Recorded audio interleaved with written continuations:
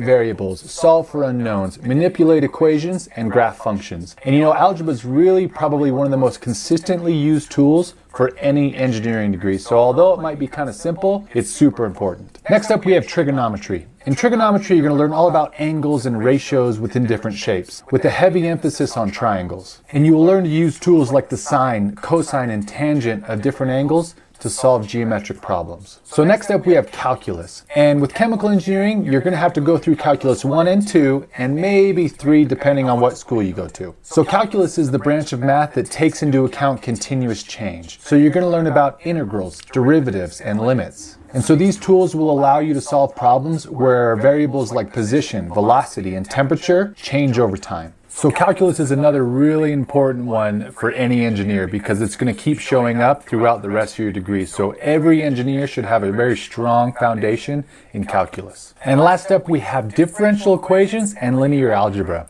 So in these high-level math courses, you're going to learn how to predict and calculate how moving physical systems will behave through time. So you'll learn how to calculate and analyze things like springs, dampeners, wave behavior, mixing of chemicals, and the dissipation of heat. And then in linear algebra, you're going to learn about vector spaces, linear transformations, and matrices. A lot of matrices in linear algebra. And it's important to note that some schools will combine differential equations and linear algebra into one course. That's how my school did it. In other schools, it'll be 2 different courses. Category number 2, physics. So first up in this category, we have physics 1. So in physics 1, you're going to learn all about Newton's laws of motion and how to apply them. And you'll learn about momentum, velocity, gravity, friction, and energy. And you'll also learn how to utilize trigonometry to determine the forces on a given object. So next up, we have physics 2. In physics 2, you're going to get a crash course into electricity and magnetism. Other topics include electrostatics, electric fields and potentials, magnetic fields, current flow, electric circuits, resistance, capacitance, inductance, electromagnetism,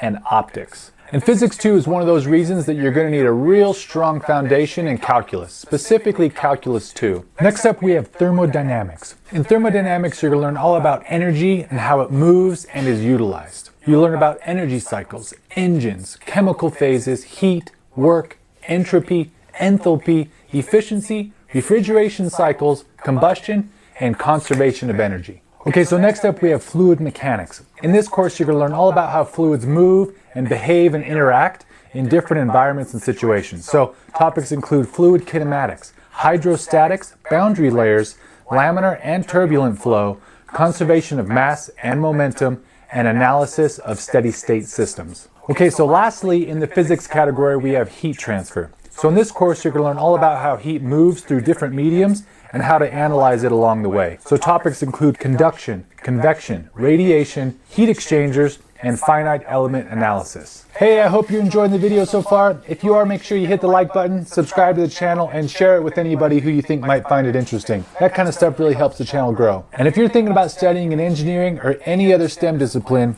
you have to check out my book. I wrote this book to be the step-by-step guide for anybody and everybody to have success in engineering or any other STEM degree. Time management, how to develop discipline, how to develop a sustainable lifestyle and mindset, studying performance, exam performance. It's all in here. It's getting a lot of great reviews and helping out a ton of students. So if you're a new student or you're a current student and just struggling with your courses, I guarantee this book will help you.